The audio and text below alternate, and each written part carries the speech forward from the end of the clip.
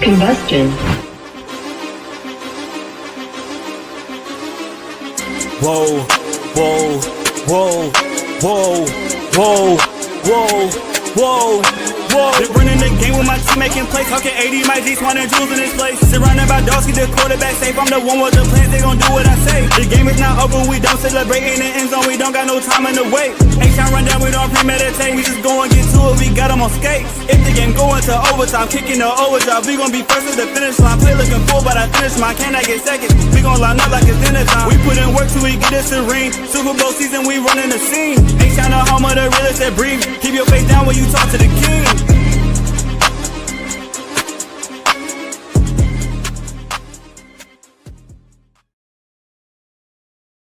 What up, y'all? Welcome back to another episode of the H-Town Rundown.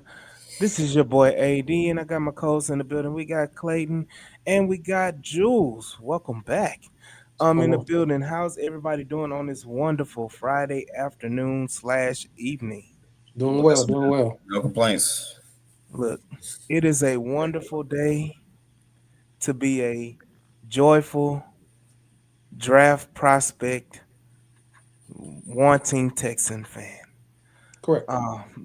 Right now, the Houston Texans unfortunately took an L on last Sunday against the Denver Broncos, 18-15, in a highly contested, highly, dogfight of a battle. What game were you watching? Broncos. Huh? What game were you watching?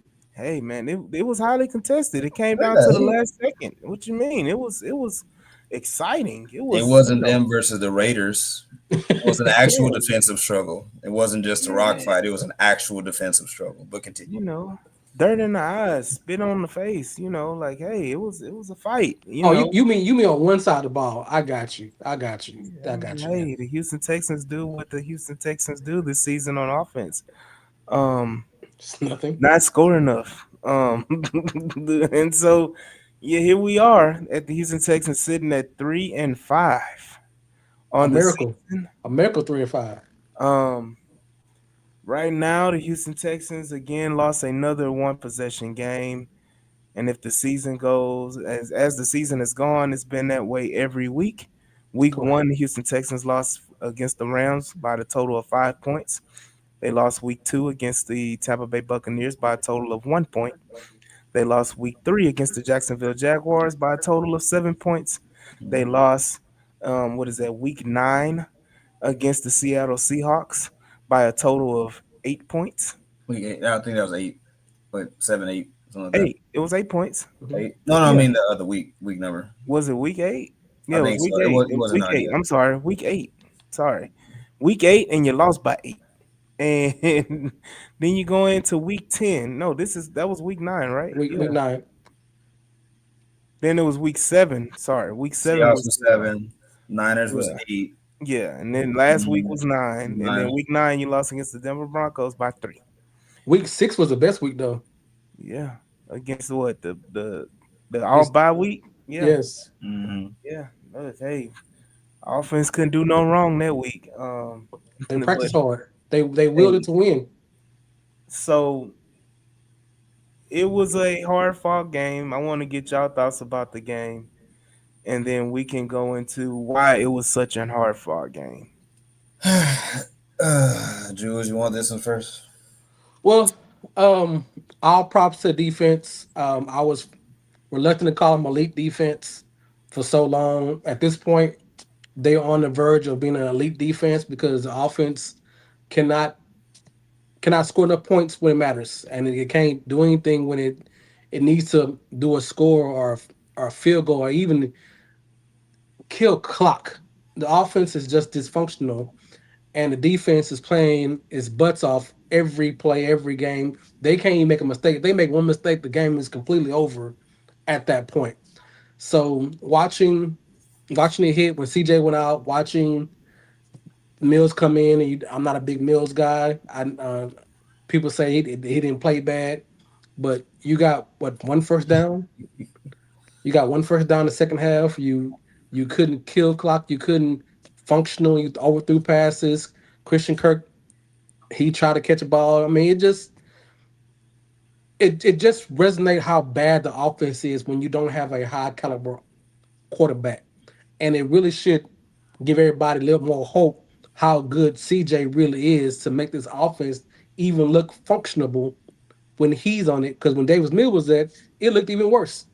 Uh, Mhm. Um, it was just a bad. It was just a bad offense showing, and it's the worst showing of all season.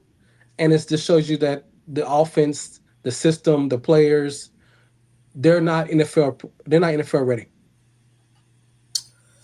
So I had not to promote, but I did drop a Nick Haley piece today. what did you Revisiting. drop it at? Go ahead.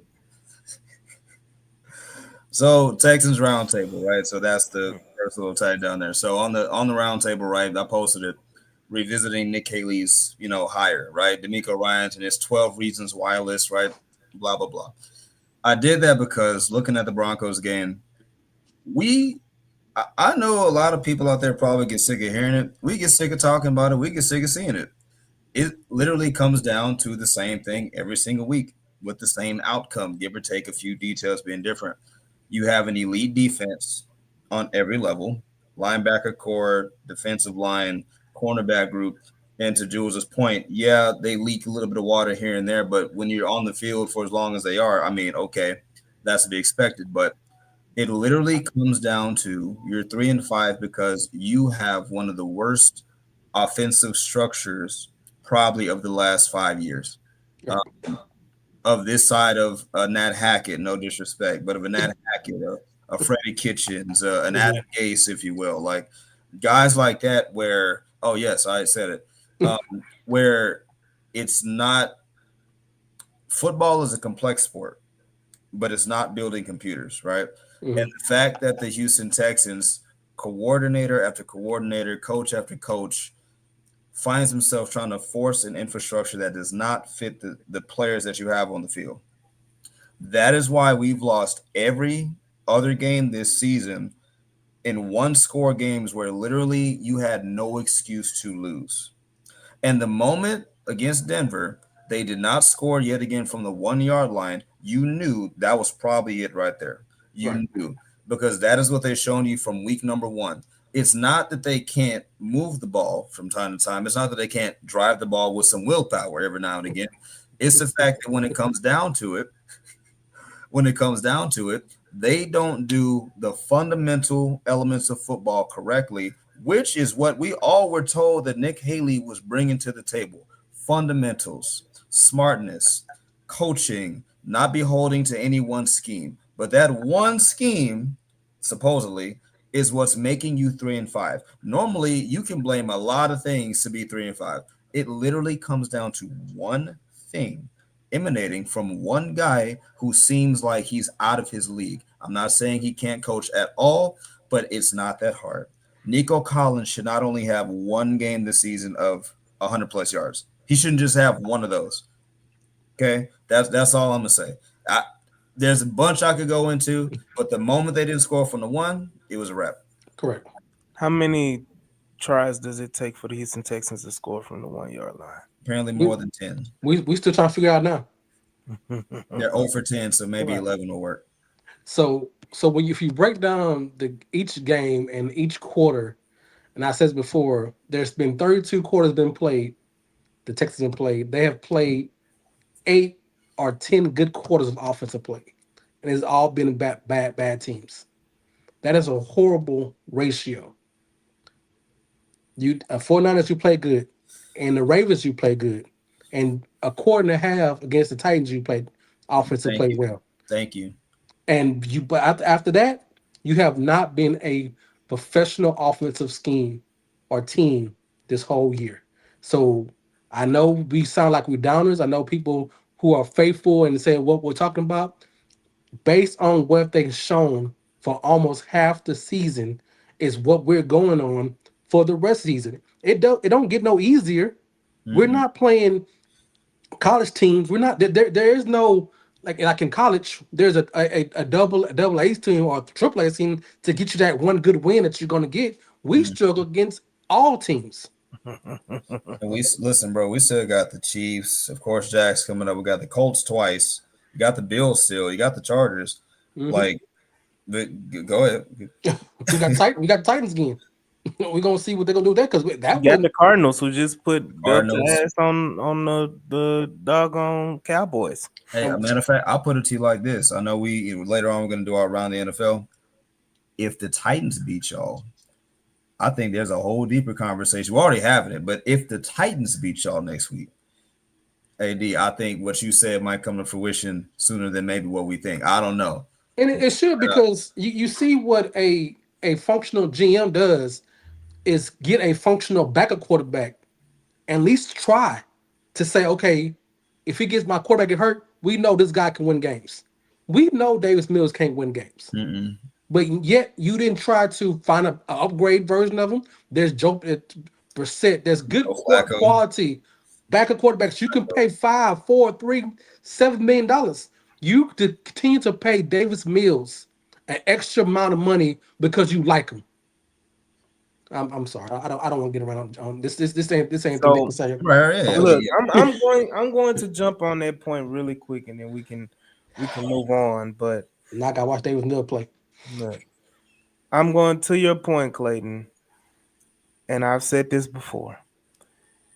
If the Texans end this season 3-14, or they end this season 4-13, hell, if they end this season 5-12, everybody, He gone. um, and it should be that way because there's been a lot of talk about how bad Nick Casario is as a play caller. I mean, as a GM. I'm sorry, Yes. I'm getting the Nick C's mixed up. And then there's been a multitude of people complaining and tearing about how bad Nick Cayley is as an OC, Mm-hmm. Hmm. including us on this show at the H-Town Rundown. Mm-hmm.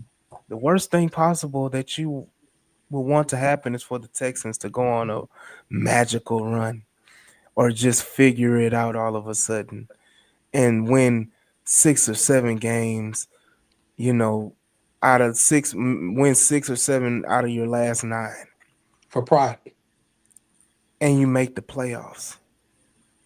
So all you fans that complain about Nick Casario, all you fans that complain about Nick Cayley, and you say they gotta go, they can't be here any longer. They're the reason for all the problems and distrust and the struggles that we're having offensively, and the lack of depth in players and all of this stuff, roster construction and bad contracts and everything you want to say bad about Nick Cayley and Nick Casario. The Houston Texans make the playoffs. Guess what's going to happen? We're gonna run it back. We're going to run it all back again. Hmm. And we got to go through this whole soap opera again. So I posed a question to you, Texan fans. I really want to know, what are your thoughts? Like, do you really, really want Nick Casario back?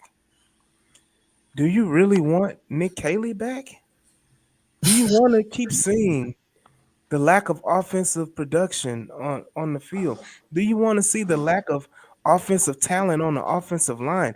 Do you want to see the lack of just ineptitude, like the lack of consciousness when it comes to giving extensions and dealing out contracts? Do you want to see all of that again? And if you don't, I urge you to vote nay. He I said, urge you to vote nay "Oh, on Proposition 7, which is Proposition Get Nick Casario and Nick Cayley out of Houston.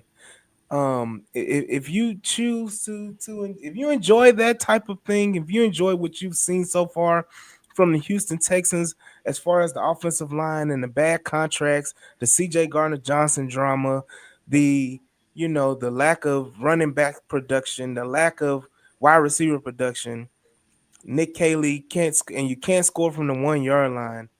I urge you to vote yay or vote yes on Proposition 7 for the Houston Texans. Well, when we talk about the O line, and this is the crazy part that which I just have no understanding on the functionality and the I don't want to say the word I'm looking for, but just the cojones and the stay in the dirt You can't pick a left guard and then you have a right tackle that plays 25 snaps. So you have seven guys that you play on a consistent basis on your offensive drives, and you still can't get any push. You have six guys on a consistent basis, and you still can't run the ball. You can't say, I don't care what's going on. This is my left guard. I'm gonna stick. We're gonna stick beside him. You know what the saying? Juice, Lincoln Townsend. I'm gonna stick beside him. He make false starts. He holds. But guess what? I'm gonna stick beside him. No, would you continue to rotate? And where's the coaching in that situation as an offense coordinator, as a head offensive minded situation says we're gonna continue to rotate left guards because we feel like it, or because he has his strength is only half the game off the snaps. His strength is only half the snaps. So if we got two of them playing half the snaps, we got one left guard. How does that make sense? I have never seen any situation when you have to when you rotating O linemen. You rotate receivers, cool. You rotate running backs, cool. You don't rotate O linemen and you don't rotate quarterbacks. The old saying, Coach Clay, you know the old saying. If you got two quarterbacks, what that mean? You got You ain't no. got none. So we ain't got a left guard. We pay big money for a left guard and a left tackle, and neither one of them playing.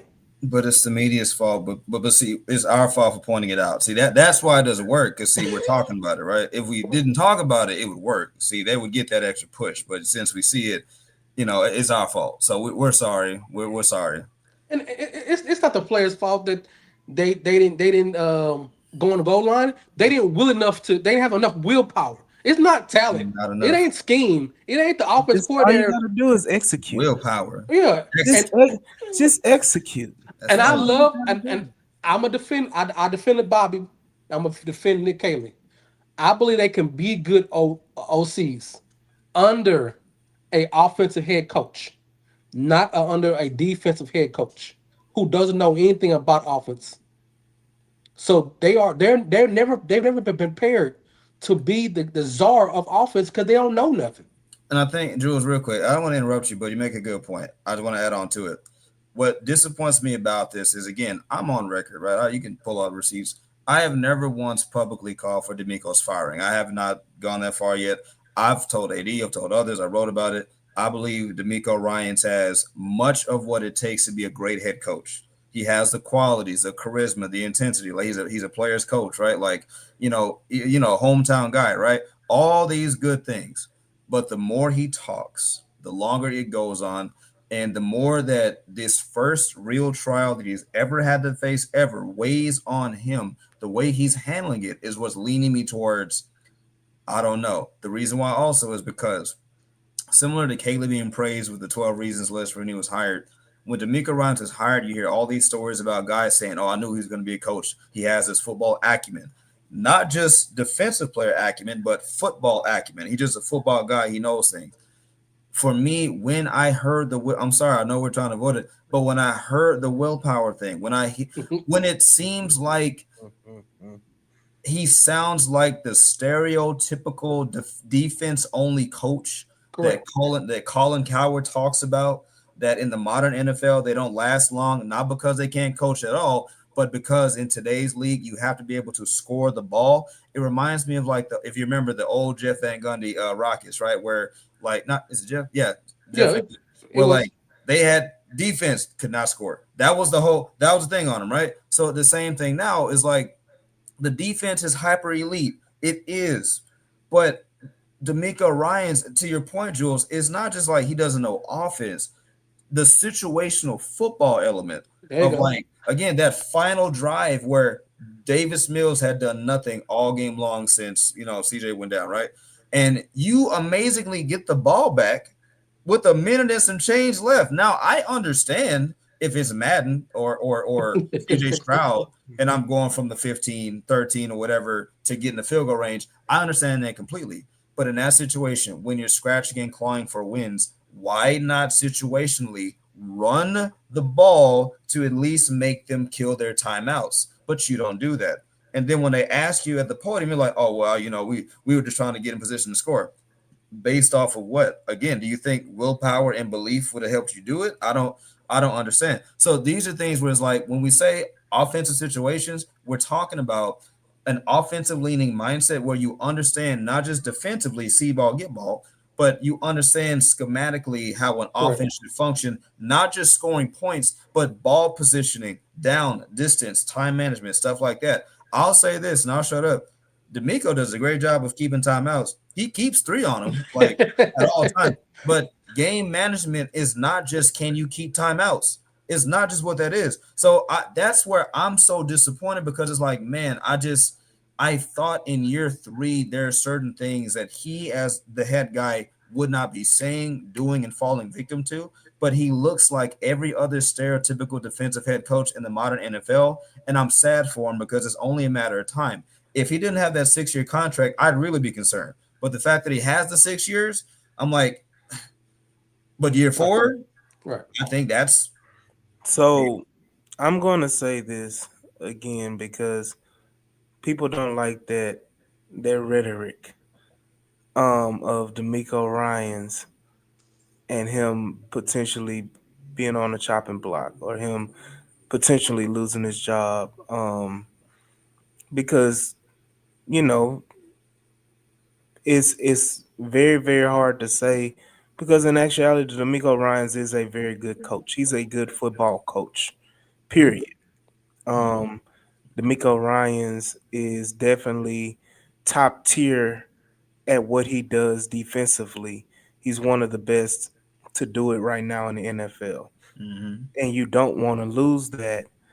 Um, you don't want to lose that, potentially having one of the best defensive minds. You don't want to lose that, on your organization. But again, you can't keep doing the same thing over and over again, expecting different results. mm-hmm, And Um, this is my point on both of y'all is at some point certain fans who won't have that conversation have to divide between D'Amico Ryans and a head coach. The head coach who takes all these bullets for everybody else, if you keep taking bullets for everybody else, your job is on line too. So I understand it's D'Amico Ryan's the hometown guy, the second round pick, the rookie of the year. He came back. He's H Town down. His wife from Houston. Everything going out. That's great. We love the story. This is year three. We don't care about did he wear a 59 jersey anymore. I don't care if he came back to be a H Town the coach. I don't care that he was the Texans rookie of the year, defensive rookie of the year. I don't care. I care about him coaching. I care about him understanding the whole scheme of the team because he's the head coach of the team. And if you're not understanding your offensive system is bad, and you mm-hmm. allowing anybody else to tell you, well, we're gonna hire this guy, we're gonna do this guy, or we know this. Hey man, my job's online at this point. yeah, and look, I'm gonna say this. At the end of the day, D'Amico Ryans has a responsibility because there's a narrative, and I believe it as so, and it could be just me that this hire of Nick Caley wasn't a D'Amico Ryans hire. He can sit up there and take the bullet and say, yes, I hired Nick Caley because he technically did hire Nick Caley. But at the end of the day, I'm of the belief this was a more of a Casario doing Mhm. than it was of a D'Amico Ryans Mm-hmm. doing. And again, you can't allow this situation to happen as a head coach. Um, like Chandler said, it was a Nick Casario hire. Chandler. Shout out Chandler, but We it's all the believe that. point of D'Amico Ryan's. How did you allow yourself to get duped? There you go.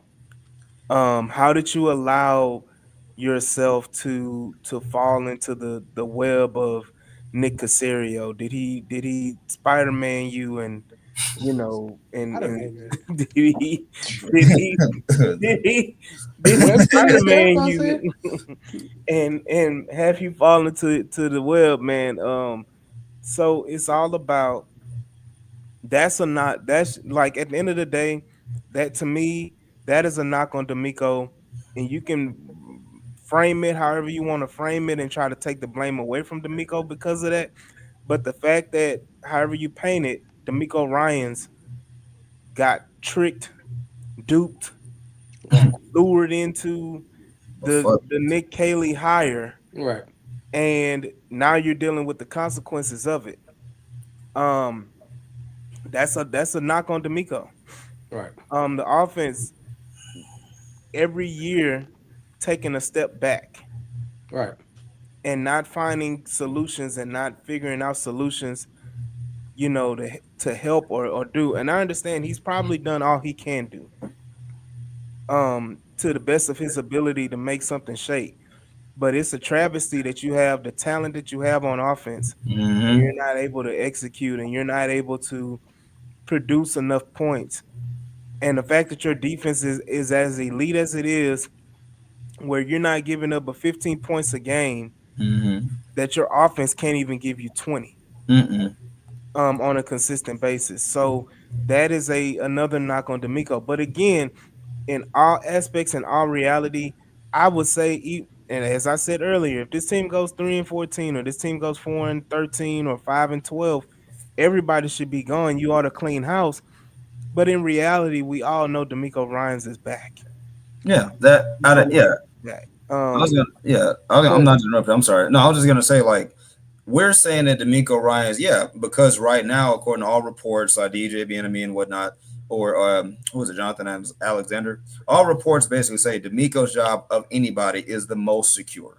Like correct. that's Yeah. what we've been told. We understand this. I mean, you got to give it to him, right? Like Right. when he helps to author one of the greater turnarounds in NFL history of the last 5 years, when he is the head coach on staff. When you have back-to-back 20+ point playoff wins, like, and you have the number one defense, you can't let go of everything. But everything else got to go. Everything not nailed down connected to D'Amico. We can't find Matt Burke though, right? No, Matt. No, yeah, no. Anything. I'm sorry. Anything, Matt. And it is no. Any praise that Matt Burke. Offensively staffed. Yeah, there you go. Offensive There we go. staff got to go. All right. Everything. I Running would backs, say even special team staff. Frank Clark's Ooh. gotta, There you go. Clark's gotta Look, go. There look. they go. I'm, They I, Not. look. Hey, I'm hold on. No, we got plenty of time to talk about this in the next couple weeks. But Ah, it's when Frank Wright fought for his guy to keep his guy Frank Ross. Hmm. over another running back because you love Dare ah. on his point because he fought for two guys. We know he fought for two guys, and one Well, guy cost you a game. now, and real quick though, and to kind of tie it back in, Yeah, that goes back to D'Amico Ryan's where to the whole duped there we point. go. When it comes back to it, listen, I am on record. I was one of the ones who said I'm all for moving off of Slowick. Okay. Right, I have to. But people's responses to the Kaylee thing and Amico have inadvertently made me a Bobby Slowick apologist because Right, Bobby Slowick, I guarantee you, we're not with everything as same thing, run the whole thing. We're not 3-5, right? Like I'm just saying, even as constructed, what it makes me feel like, not I have no as Shannon Sharp would say, no, speculation. You want to know all the stuff. What I'm saying is I would hate to believe that Bobby Slowick lost his job somewhat because y'all just didn't like him, right? Like, I don't want to believe that because he wasn't the biggest. And I get it. Schematically, they couldn't pick up stunts. But again, that's offensive line. That's Chris Strausser. right. That's other people like that you probably should have let go of. The guy who was halfway retired anyway, but whatever. But the fact that Bobby Slowick came as a package to D'Amico and they both helped bring you such colossal success, I'm just thinking you couldn't have went with year 3 Slowick on the hot seat where you give him a Higgins and Noel, give him all this revamped stuff, Ursary, do everything else. Woody Marks. Woody Marks, give him everything else the same and just see what he does. Because the one thing I'll give Bobby Slowick is this. But what offense can function when you take away four of your best offensive players on rotation? When you lose Joe Mixon, Nico Collins, Tank Dell, and Stephon Diggs, 2 of which for the season, right? One of them early in the season, another one like for 5 games. What offense can function to the same level? That's all I'm saying. So it's like, then you go back to D'Amico, like I said, when it seems like he's much more concerned about like, oh, he's so collaborative, high energy, he's a great guy, and all this stuff. I'm like, bro, I want competence.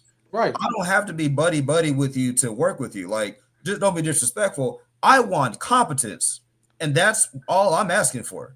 Like I'm gonna tell you, I'm gonna agree with you. I bet you, I put any amount of money that if Bobby Short was on there, even if it requires Tank Dell going down, they score at least once on that goal line. If he got to put the smallest man on the field to be a decoy or block, like he did with Tank Dell, he score a touchdown. Slowick would have had no problem playing rookies. I know that much. That's true too. I know he had Tank Dell on a historically great pace for a Texans wide receiving rookie, on par with DeAndre Hopkins and such. I know. I'm not saying he should still be the OC. I'm saying when I see how prolifically awful the offense is, and the whole reason why you fired the previous guy was to not have this happen. I can't help but to think of the ways in which he would have at least got you to at least that fourth win, that fifth win. You might be 5-3 against, going into Jacksonville game, not 3-5. He would have had no issue featuring a guy in Jalen Noel who runs a 4.340, a tenth faster than Tank Dell. You got two Nico Collinses, one on the X, on one on the Z, And you and got the little brother. You got little brother in X. you can't make that work. You got a dual threat running back receiver in Woody Marks, who basically is baby Joe Mixon, Yep. and we can't make that work. That's why I said I am not a Bobby Slowick apologist, and I hate how the circumstance has painted me out as such. But it's common sense, Right. and I digress. Y'all got it. So we're gonna move on because I promise you after this game, if they lose, and most of us probably predict, most 75% of Texans fans probably predict that we lose this game simply because the injury list, what we'll talk about in a few minutes, the fact that offense is bad, the fact that we have all this negative momentum that we all predict that this team will probably lose on Sunday. We'll talk about all that next week when we talk about the head coaches and GMs and what's going on. But let's try to get the game because Yeah, they gotta play. They gotta play the game. And look, I'm gonna talk about it right now. Because the Houston Texans, you know, when I said earlier in the episode, it was a hard fought game. It was a dog fight. It was a tough game. The Texans took that to heart, and they got laid out. Like C.J. Stroud. We will be next week, Lackville. We will be next week. But it's the point of the injury list. You look at it right now. You lost C.J. Stroud to that nasty hit, to a concussion, a non-concussion concussion. And then you lost Jalen Petrie to a concussion towards the end of the game. You lost Titus Howard to a concussion. Forrest. Um, That's you goodness. also lost, if I'm not mistaken, Kaimi Fairbairn. Yep. Hey, Because the MVP of the team. he had to kick so many Cost his field squad. goals. His His squad. Hey, leg, for real though, it cost him his squad. Yeah. look, his For leg couldn't real. handle it. His quad couldn't handle it. Then of course you got Christian Harris, who I don't even know how he got hurt. Um, and he hurt his shin supposedly. Okay. Ed Ingram, who's going to be out as well, hurt his knee. So the laundry list of players right now is not insurmountable, but it's surmountable. It's very very unlikely that you can overcome this. But it's just the point of right now, that game was very very tough fought and very very hard hitting defensive battle, and the defense won. So right now, you look at it as if, what do we do going into Jacksonville? You pray and you hope. That's where we are, and that's all we have right now. Is we have to hope. We have to hope that the Texans win this game to get to 4-5. And we have to hope that they get to 500 the next week against Tennessee. And then you have to hope that you can beat Buffalo, that you can beat the Indianapolis Colts, Oh, make it Whoa, stop. that you can whoa, you that you you get can beat. Oh, you make get it too stop. far. You You can get hold too on. far ahead, Then oh you boy. can beat the Kansas City Chiefs, and then you got a reprieve with the Raiders and Cardinals. Then you have to hope that you can beat the Chargers, and then you have to hope that you can beat the Colts again. Oh my But gosh. again, you know, let's talk about this game because I that's mean, like I'm it's like just, I said I'm too just painting. close. You Look, I'm moving too painting a close. picture. I'm painting a picture, and I'm gonna say it again for all of those people that despise Nick Casario, and for all those people that despise Nick Caley. I need you all to vote no on Proposition 7. Oh And I Lord. guarantee you, we will have both of those Nick C's out of here. So again, it's just the point of yes, if the Texans win this game, great. If the is it likely? No. And that's just being realistic. Like I can be a fan on Sunday, but just being realistic right now, talking about the game, talking about the matchups, the Texans absolutely have a chance to win this game because Jacksonville is Jacksonville, and Jacksonville is not anybody, regardless of the injuries that we have.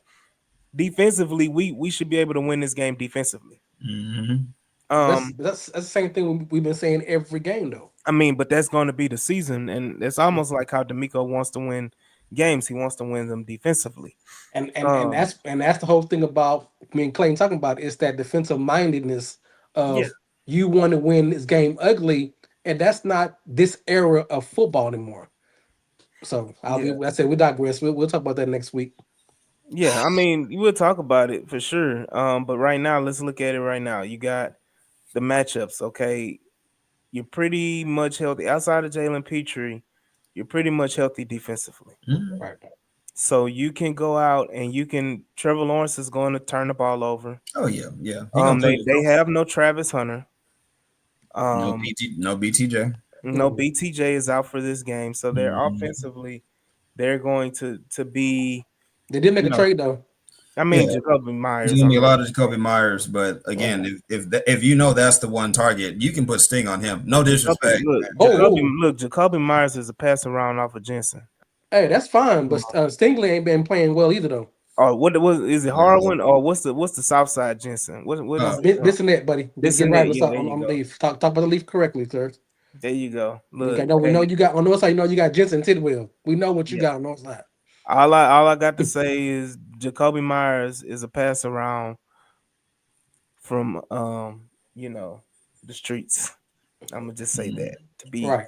PC. I got you. Um, but he doesn't strike fear in me defensively. I'm pretty sure we're going to get at least 1 or 2 turnovers in this game from the Jacksonville Jaguars.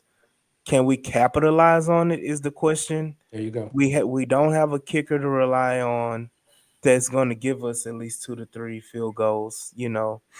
A game. I don't know what I've never seen this guy kick before, so it'll be interesting to see what he does in this game. But other than that, I mean, Davis Mills Mafia, MEALS, Mills Mafia. General Mills. Um, will you stand up and support your guy? Do you think he can come out and just have a one-time resurgence game, one time, game where he just is competent? Not overthrowing guys, not putting the ball too high, not throwing it too wide, not just can he put the ball on a couple guys.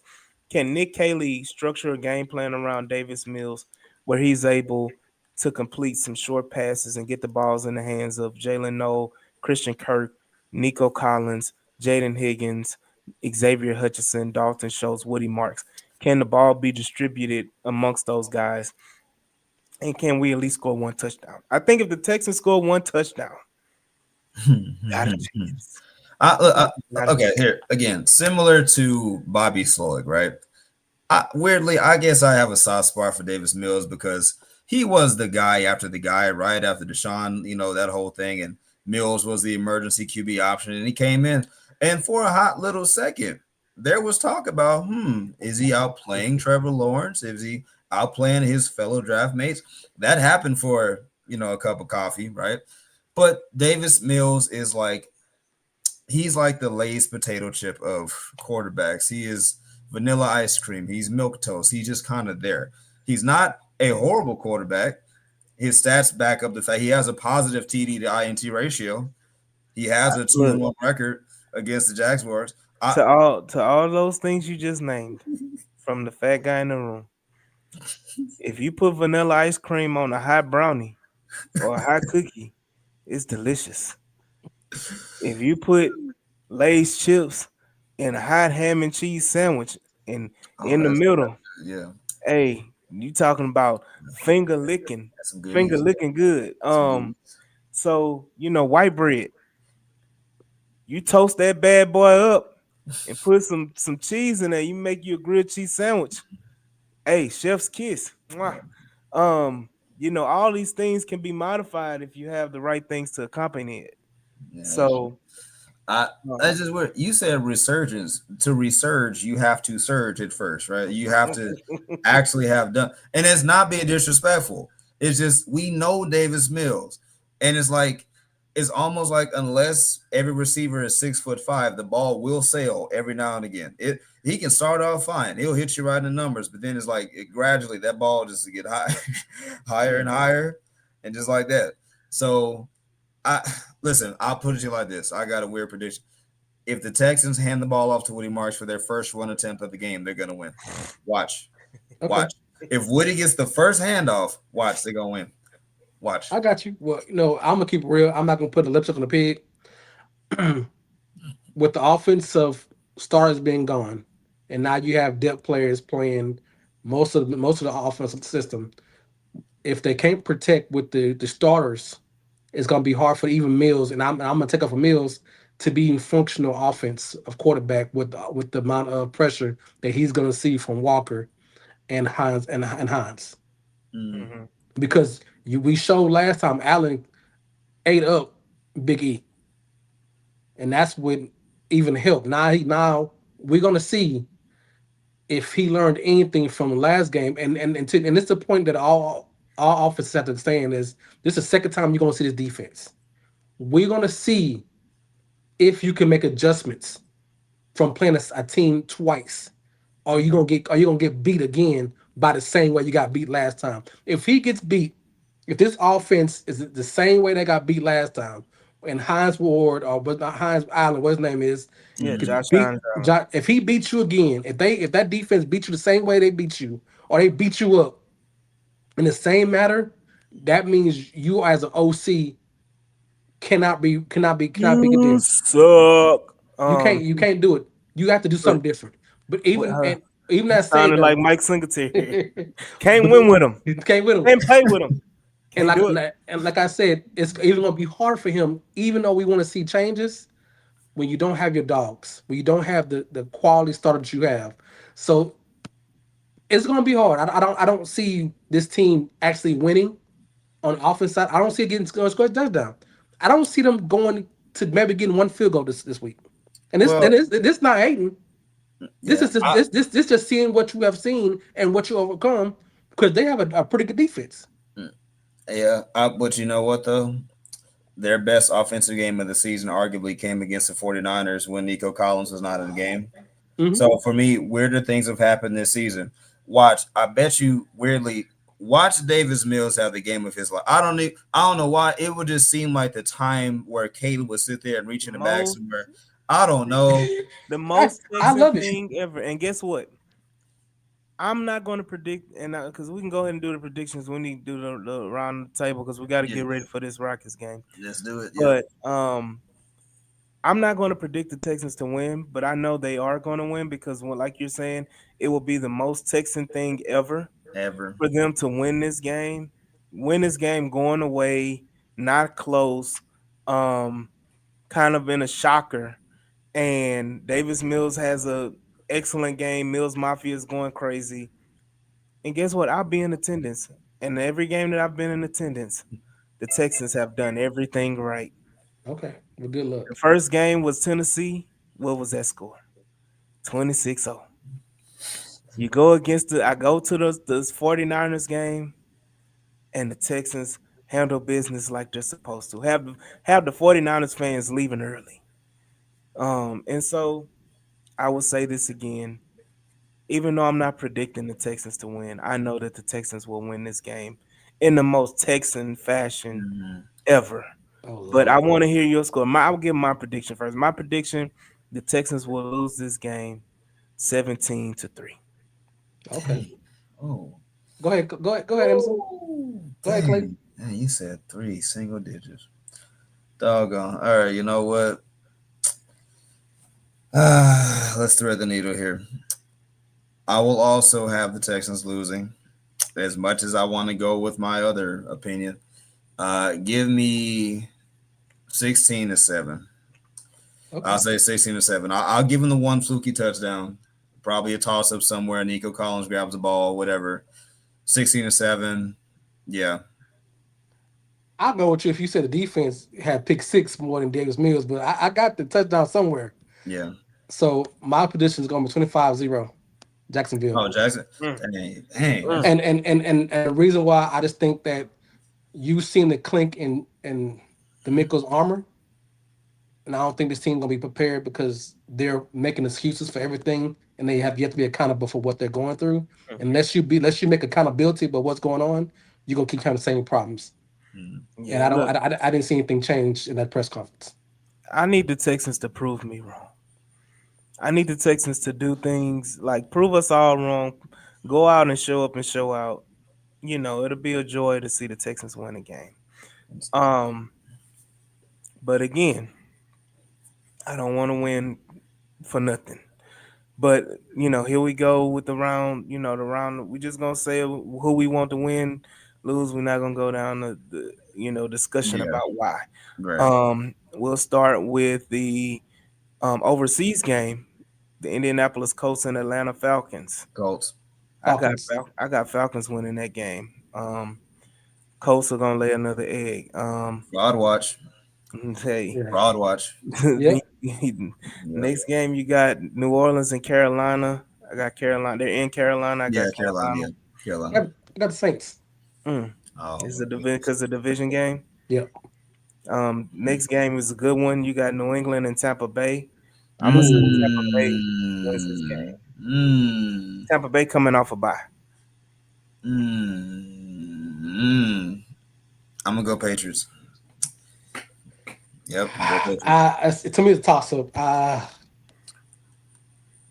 Bucks. I can't choose which one. I like both of them. Then I got New Orleans, the toilet bowl for real. The New York Jets and the Cleveland Browns. Ooh, ew. Ew. Yeah. I mean, if you trade 18 players away and you can't, you still you win a game. I mean, you got to go with the Browns. I'm just Yeah. If the New York Jets win this game, Oh, so fancy gone.